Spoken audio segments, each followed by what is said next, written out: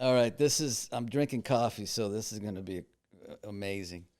This is State of Mind. If you like what you see, just hit this little subscribe button right here. Right here, yeah, right, exactly. So here's the thing. Today, what can I say about this individual? What I can say is I met him about a year ago, and at that time, I knew he would be the next Eddie Murphy. Okay? You just know I'm smart. And first of all, let me just say this before I start talking, introducing you guys, the State of Mind audience, to this person. His social media, how can I put it? Like over 7 million followers on Facebook, over 3, I don't know. It's like millions all over.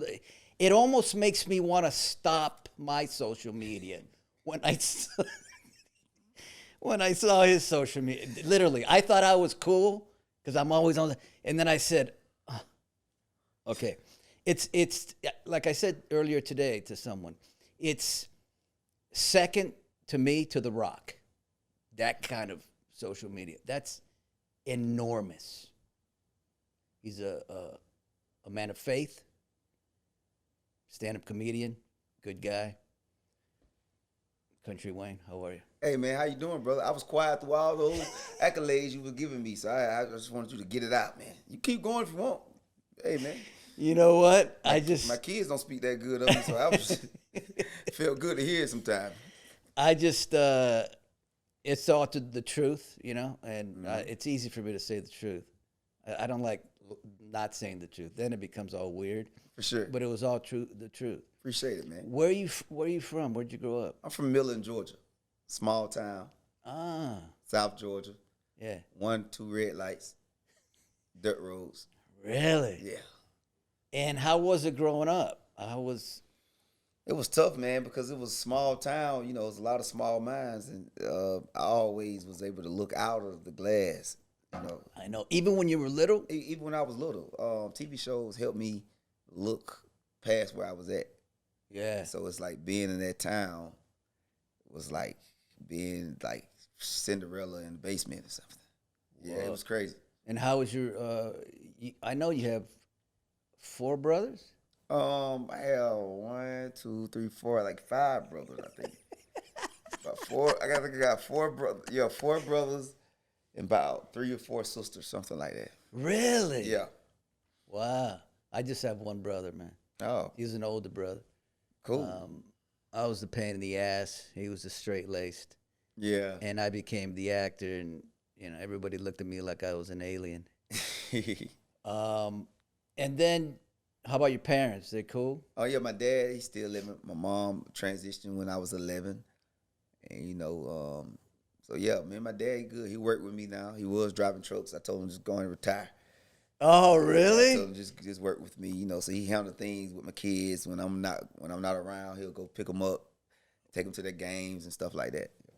Wow, that's what he does now? That's what he does now.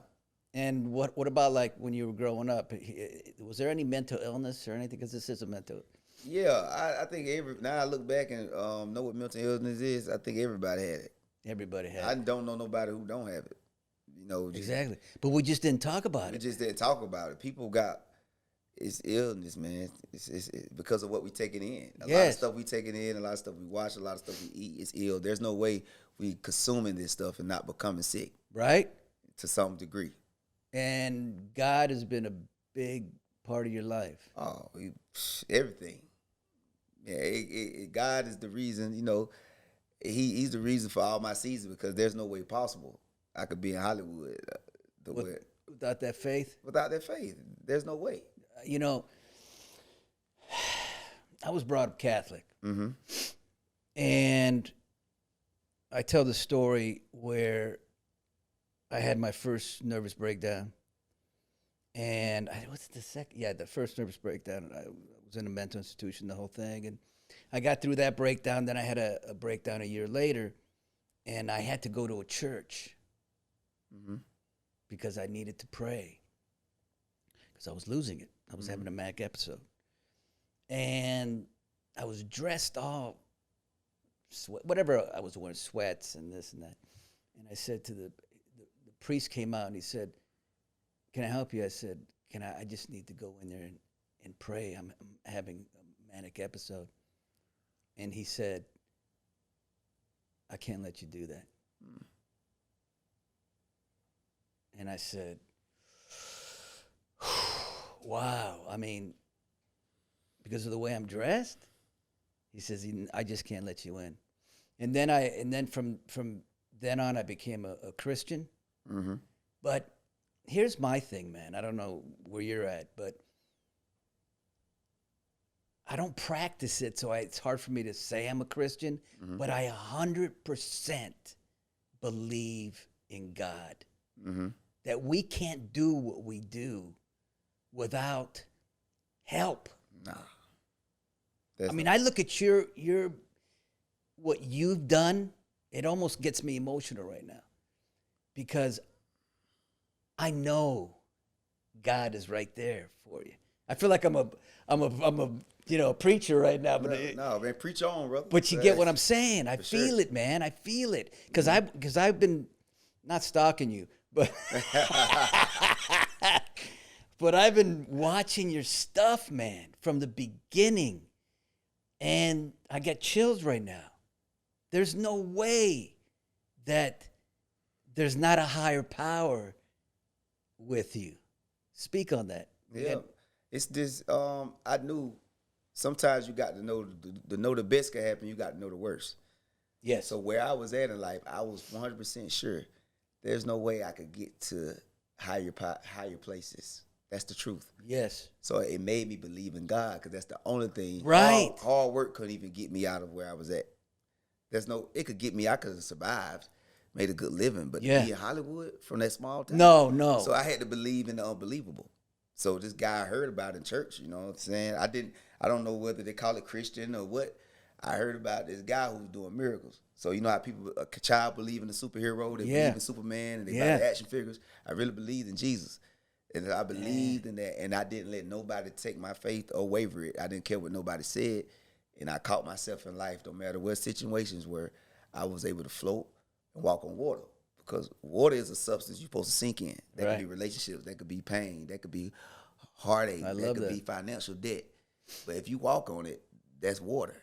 You walked on water, and I believed in it, man. And coming from where I come from, it was impossible. Now, were you getting in, what kind of trouble were you getting in, and what age? Like teenager? Oh, women. I had one problem. It was women. It was the trouble of all, the number one trouble, and I enjoyed getting in it.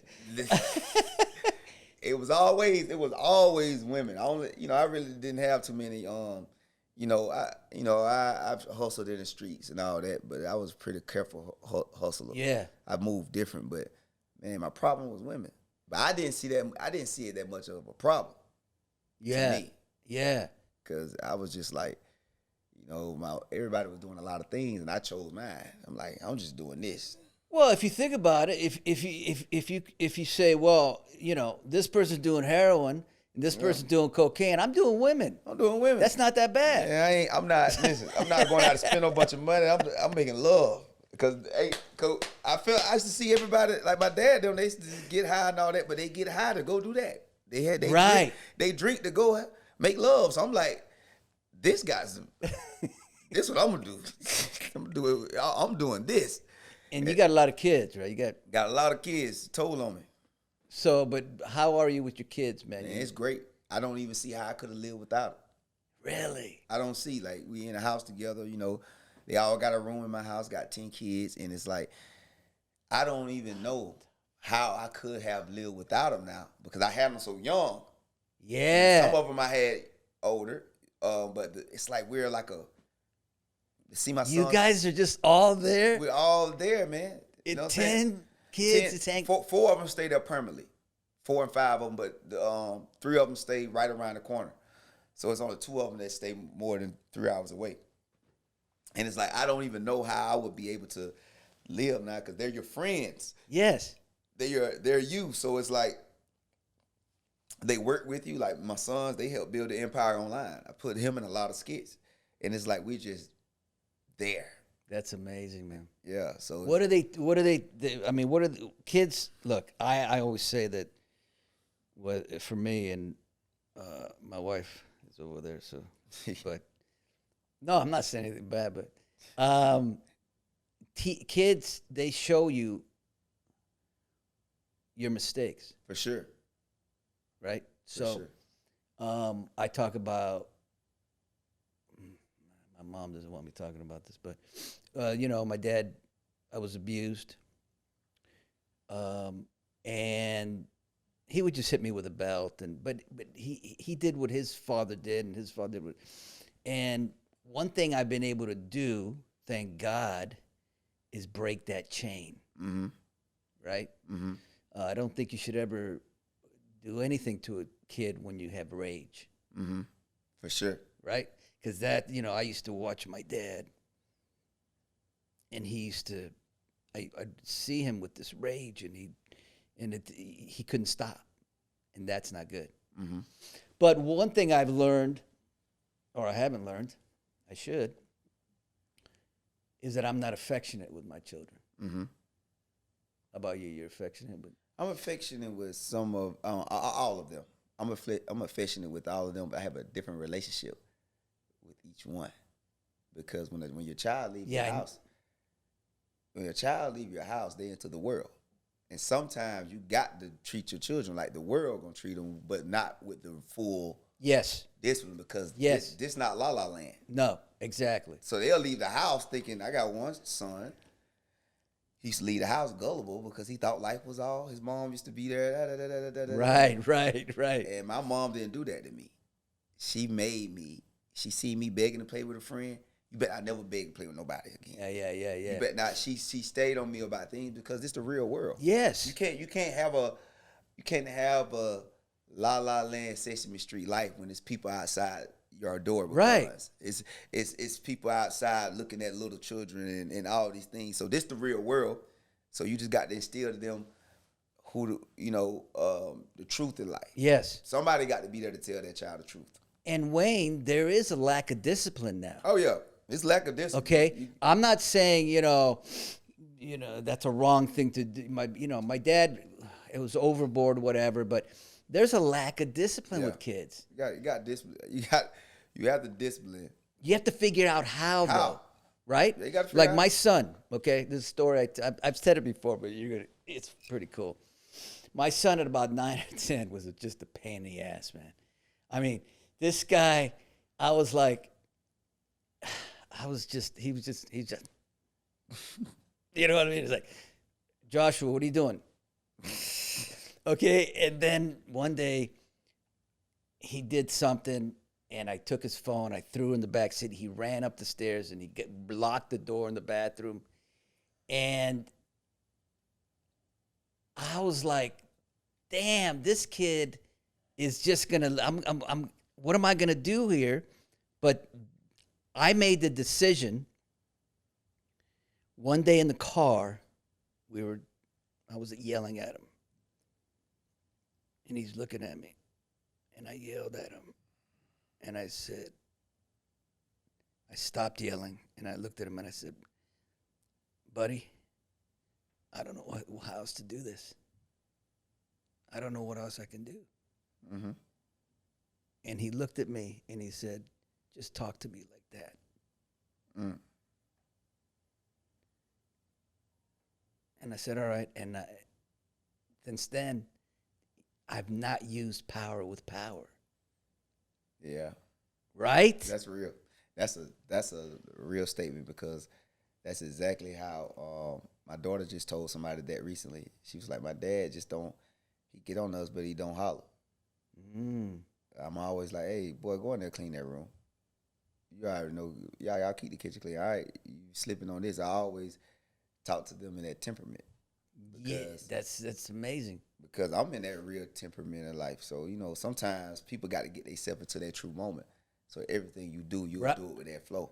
Exactly. Because if something is going on, whatever you put out, whether it's whatever that piece of the ingredient of how a person feeling is coming out. Right. So a person work on them and then work on, you can't, some people try to work on their child or work on a person. You got to work on you all the way first. Yes. Love yourself. But when you're born with and then develop that kind of rage like I had, it works in acting. Yes. Because I play Sonny. Mm-hmm. You believe I'll kick your ass, yeah, you know, sure. and it's cool as hell, right? For sure. But in your own life, that rage is not healthy. For sure. For sure. Right. So, oh my goodness, we're going pretty deep here. It's all good, man. I love it. Listen, so you're a vegan? Is that? Yeah, I'm vegan. How's that, man? Hey, man, it's cool. You know, I feel like you don't miss eating ribs and like steak and pizza and. I remember how it tastes, but now I remember how it tastes now. I miss the season. You know, some of the vegan food, right. You know, they know how to cook it, but you know, I like the benefits of it, and I like the. I truly believe that was part of my mental illness. Really? Because I used to like the way I used to like when I was young. I used to be like, I used to lust bad. And I really believe, because I saw something one time, they say what you eat, it ain't about everybody trying to seem like it's bad for you, meat and all that. It's not just about that. It's so you get the characteristics of really? the animal. And it was like, you know, they say you eat a lot of pork, people get greedy. You know, a chicken give you anxiety because chicken is always scared. So it's like that's amazing. So people got anxiety, and beef or cow stubborn. It gets stuck in their ways. If it's burning down, the pasture burning down, a cow sit there. So it was like the characteristic. What about a fish? You know, fish, you just swim. You just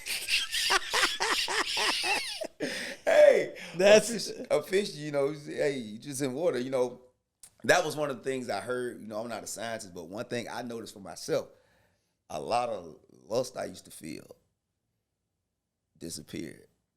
Really? Like I control when I could turn something on if I want to turn it on. But I know when I was young, I used just to be like, I just want a woman so bad. Really? And after I got all that food, my energy. Yeah, how's that? The energy? It's better, but it's like I'm more cooler. Damn. Like I'm more laid back because, you know, a plant just, you know, because yeah. sometimes that food give you too much energy. But as a vegan, you're not eating all those steroids and stuff, so I don't have the extra energy. So you're going to choose what you give energy because it's like you got to. But you can eat pasta? Yeah, I eat pasta and all that. I love pasta. Yeah, I tear pasta up. I eat pasta. I eat everything. I eat all the time. That's all I think about is eating. Really? Yeah. Food. So you eat, okay, so let's say I wanted to be a vegan. Uh-huh. It's be tough. But let's say I could eat, I love pasta. Mm-hmm. With tomatoes and no meat, obviously. Mm-hmm. And then rice. I love rice. Mm-hmm, for sure. What else? Beans? But all beans. Okay. All vegetables, all greens, cabbage. You can make cornbread without the milk and the eggs. Okay. So it's the same pancakes? thing. Pancakes without. I like pancakes. Without milk and eggs. Pizza without the. Yep. They do it all. They do it all in LA though. Like it's. Yeah, they do all that. Yeah. All right. Well, let me think about it, okay, Wayne? I want to talk about. We're gonna have this end on a lot of talk about what you have done, man. Which, first of all, I haven't seen, but I heard from a very cool person that your stand-up comedy is, what did she say? Brilliant, out of this world. Tell me about the stand-up comedy, man. And you don't swear. Nah, I say hell and damn. That's it. I mean, you know, Wayne, people don't understand that, because I do a little thing, you know. It's a little stand-up comedy with my fans. If I go Irvine, whatever. And I got to swear, man. Yeah. Because I don't feel like it's that funny without it. Like I gotta say, you know, that motherfucker, you know, Yeah. and then it becomes so people don't understand how difficult it is to do stand up without swearing. For sure. So how did you get into it? How did you do it? Man, I just made that decision. My first manager, she said you should do it without cussing. You know, her dad is a motivational speaker. His name Les Brown, and he wrote a lot of books. And it was just that other lane, so I just stopped. I'm gonna listen. I said, okay, I stop. Me not knowing, being a country boy sometimes, not knowing a lot, knowledge helps you grow. Not knowing knowledge helps you grow. Yes. Because when you don't know, you'll figure out another way. Yeah. If I would have paid attention to everybody curse, I thought, well, she telling me not to curse. It's comedians who don't curse a lot, which there are, but it's not as many. But man, I took that lane and you have to fill in more words. It made it harder for me, but it separated me because everybody can't do it. It's like, not easy. When I learned I'm in a country town, so when I seen TV shows, I didn't know they edit. So I'm thinking they shooting straight through. So when I started doing my skits, I'm shooting straight through because I'm ignorant. Ignorant mean I just didn't know. I was knowing what was really going on. And I learned how to shoot straight through a scene. Yeah. And keep the tempo up because I taught myself. I didn't have the knowledge of how film worked. Yes. So me not knowing, I just did no cursing and I figured out a way to get those same reactions that curse words get. And it made me more expressive. Like instead of cursing. And what could be a substitution for a swear word? Inspiration. Yeah. Like if a person say that MF, I'm like, what? Hey. It's like, wow, it's really? Like, yeah, it's like if you don't sit down, if I tell you what, you ain't nothing but a piece of nothing. That means you just a piece of shit. You know what I'm saying? So the inflection is so... You know what it means. Because it's going to force you to... It's like a person who can't talk. Damn. Or can't speak. They're going to be like, hey. Yeah. Try to get you to get it. So it's like, it made me more expressive. Like, they say that dog smell like shit. I'm like, hey, why that dog? Hey, dog smell like, hey, God won't let him in heaven. The devil won't even let him in hell. So you don't even have to go to any word that's... No, it just it fill in the time. It's like when you editing, you know, they put a lot of sounds and stuff. Yeah. It's to keep the attention. So you have to kind of like become everything. That's got to cool. feel all the moments to miss that curse word. Now, do you think eventually you would do a concert swearing? I thought about it, man. When I get older, I'm gonna be like, man, this is the raw Wayne. I'm gonna do a raw Wayne. That's what I'm saying. Come back and I'm gonna say, you motherfuckers. And right. Everybody gonna be like, I never heard him say a cuss word before. You know, I thought about it, man. You know what I'm saying? Because it's gonna be to build my career so much on that and give them that one. It'd have to be towards like the end. I get it. It have to be. I have to retire and then do one. I have to retire and then come back with a raw.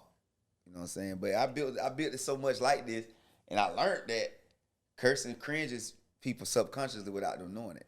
Yeah. I went back and looked at some comedians who I love, and the cursing was making them do this a little bit without them knowing it. I get it. You know, my favorite comedian of all time is pretty much everybody's, but Richard Pryor. Yeah, Richard Pryor. Yeah, Richard Pryor. I mean, I would, you know, there's some comedians that you laugh at. I would listen to him. I had a friend listen for the first time. He's from Pakistan. He doesn't know anything about comedy or Richard Pryor. Not that anybody in Pakistan doesn't know that, but we listened, and I'm on my knees laughing. That's how he brings you to your knees. That's how funny he was. Yeah. I mean, I would say Eddie Murphy would be second, and now you may be third. We'll see. Richard Pryor, that guy. Right? And I had to go back and watch and see why he was that guy. I was like, why did everybody say Richard Pryor? So I went back and watched, and I know why. Right? Because everything he said was funny. Some of his stuff was funnier than others, so that means he was like... But what made him the best? Because he spoke his truth. Yes. More than anybody. Yes. Anybody who speaks their truth, the material is going to flow out differently. But don't you think his truth was deeper than most comedians also? For sure. the bigger the sacrifice, the better the story. Yeah. If I wouldn't have had all these kids, what would separate me? What would I talk about right now? I have to make up jokes. I got a bunch of kids, bunch of baby mamas. Right. I'm from a small town. All those truths of me being honest about where I'm from and who I am, it's gonna be hard to mess with me because I don't care. Yeah. I don't care what people say, man. And I think so. Basically, when you're on the stage, because that's all at least that's all I got as an actor, and is you're just telling your story. Yeah. As honest as you can. Honest as I can. But how relaxed are you? Man, I take naps behind stage. You know what I'm saying? I go on stage. Like I go on stage right now. Like it's But man, it don't feel like nothing because it's like I know everybody. Coming from a small town, one thing about the country, everybody originated some kind of way. I don't care if you stay in LA, you kind of know everybody. Yeah. Like I've already met Maurice. I met everybody. Yeah. In a different person. Yeah. So it's like you more relaxed around people when you from the country and explored. I was an explorer. So I'm like, man, I know I'm gonna hit them. I've made white people laugh like black people. And I haven't seen nobody really do that. When I watch these comedy shows, even comedians now, I'm like, man, they cool, but they ain't hitting that coochie right. You know what I mean? I'm like, I've seen white people laugh like black people at my shows because it's like that. Yeah. Because somebody's being truthful. Yeah. And the truth to set you free. But have you always been this relaxed? Oh, yeah. See, I was relaxed. In the beginning, I was relaxed with no material. But in the beginning, like when you were a teenager, when you were, were you always relaxed? I was always relaxed. Well, you're lucky because, like with me, I've always been not relaxed. I can acting I could do, not relaxed, but it was difficult. Only in the last, I got to be honest with you, I told somebody else this. Only in the last couple of years have I just been free, man. Yeah. It's so free when you're relaxed, when you don't, so you've always had it, so you don't know. But when you haven't had it and then you have it, it's like magic. Like you feel like, la, everything, you talk to people and this and that. It is amazing. How about this? But I'm sure you're going to say yes. You don't care what people think. Not at all. Damn it.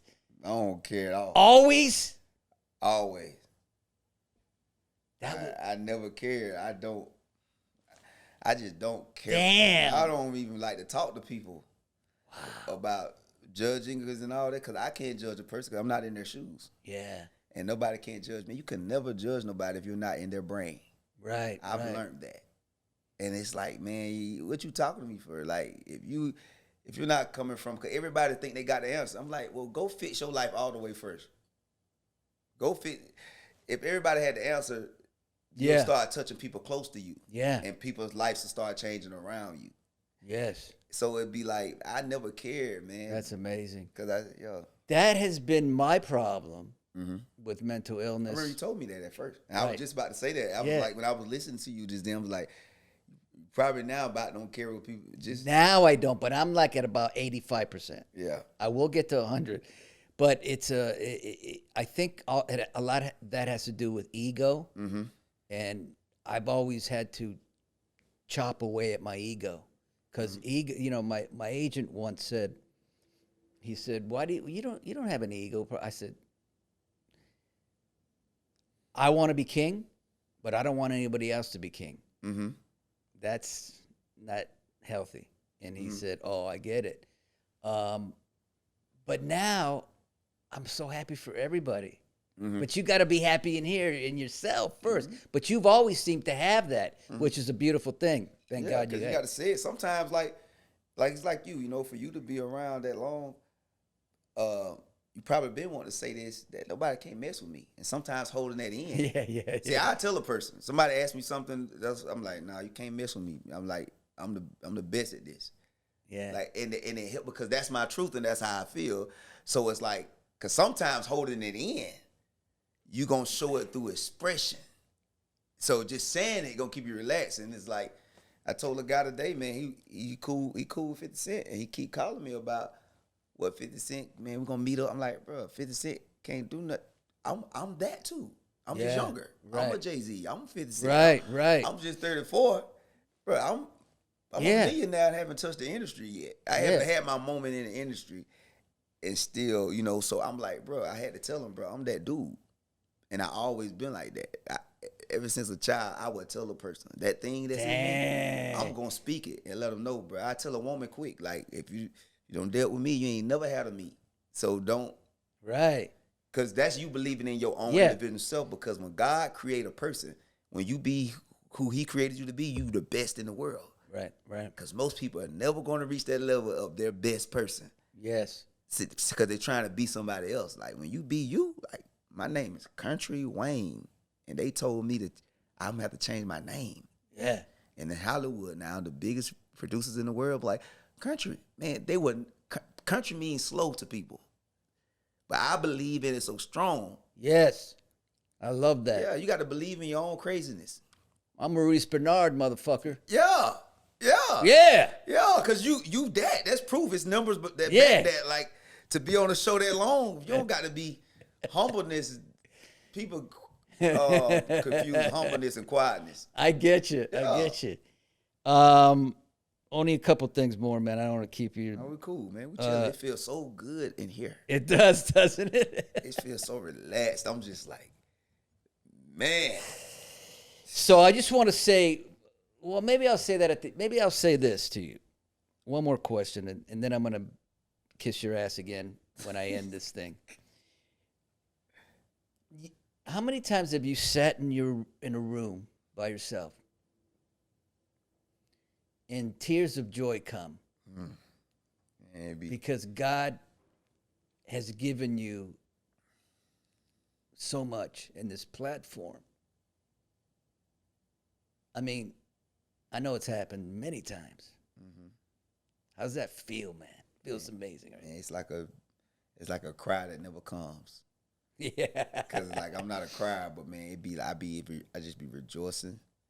Like, I go to I remember I went to my closet last week, and I was just saying, I was like, the last few days I've been doing that, because it's like, I had to cancel my tour, and you know, that's missing like between $2 and $3 million to go pick up 30,000. I got to go to New Zealand for 2 months. But I'm working with the biggest producer in the world right now, director. So I had to cancel a whole tour. And I was able to do it, to be able to take care of my family while I'm gone. I got enough money in reserve. And I was just like, God, man, your timing. It's like, I be feeling it all the time. I have moments of me getting awards, the Oscars, and I'm crying to my kids. I be in the bathroom. I can already feel the moment. Before I step, if I don't feel that moment, I don't go towards that journey. Yes. And I feel all the time, man, because I be like, he brought me so far. If God stopped right here, somebody told me, Wayne, you know they might start telling you stop saying Jesus. I said, well, I'm not going. And I say, well, what if you don't go no further with the answer? I said, well, God, keep me right here. That's right. I don't went far enough. That's right. But I'm thankful, man, because to be free and to go against all odds. I do everything wrong. I give away my money. They say you don't supposed to do that. I went broke giving away money. God, when he gave it back in a surplus. I do everything that the world tell you not to do. And I'm free, man. That's right. And I be like, there's nothing in this world that can set you free. Everything in this world keep you in bondage. Everything in this world, they give you credit. Yes. To get more in debt. Credit is not for you to make money. It's to get more in debt. Because if I lived in a little house with no debt, and I'm only making $500 a week, and I have no debt, and that house is paid for, I'm happy. I'm just as happy as a person who got $100 million and they $110 million in debt. Trust me. Right. The happiness is the same. Now, they might be able to experience the yachts more, and to go out there and take the pictures and show that they're on vacation more. But man, happiness isn't here. Yes, absolutely. So I'm thankful, man, because I feel like a kid, bro. I'm joyful, man. It's a beautiful thing, yeah. And that's kind of the way I feel lately. Also, in the last couple of years, what do you got going now? Anything going on? I know you got a book and this and that and this. I got a book coming out, man. I just I got a couple of movies that I'm in. I just got picked up for this TV show. I got to go to New Zealand for 2 months. I got a sitcom, working on my sitcom and working on a stand-up special. Jesus Christ, man. And just everything, man. Yep. Let me say something about Kountry Wayne in this interview. I felt it was going to go good, but I didn't feel it was going to be like this, which was funny, deep, insightful. This is a guy who, you'll see what happened. I knew the first time I met him, I thought, this in a year, this guy's going to blow up. And he's been blowing up, but he's going to blow up like blow up people.